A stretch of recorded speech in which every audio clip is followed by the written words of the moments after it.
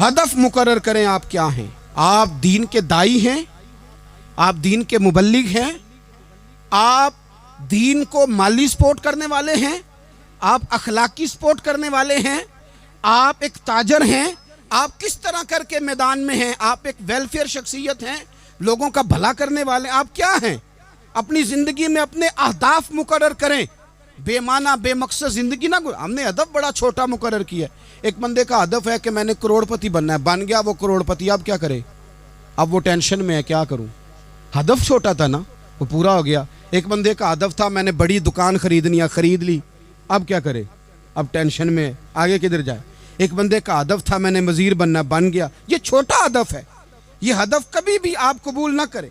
ایک ہدف وہ تھا جو یزید نے اختیار کیا کہ مجھے حکومت پہ بیٹھنا ہے۔ ایک ہدف وہ تھا جو عبید اللہ ابن زیاد کا تھا کہ مجھے گورنر بننا ہے۔ ایک ہدف وہ تھا جو عمر بن سعد کا تھا کہ مجھے رے کی حکومت لینی ہے۔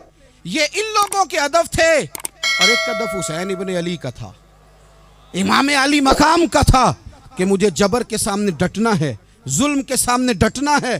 امام علی مقام کا خون تو بہہ گیا، کربلا کی زمین تو رنگین ہو گئی، نہ عبید اللہ ابن زیاد کی گورنری بچی، نہ شمر کو حکومت ملی، نہ یزید کچھ کما سکا، نہ زیاد کا وہ ظلم رہا، نہ یزید کی وہ جفا رہی۔ جو رہا تو نام حسین کا، جو رہا تو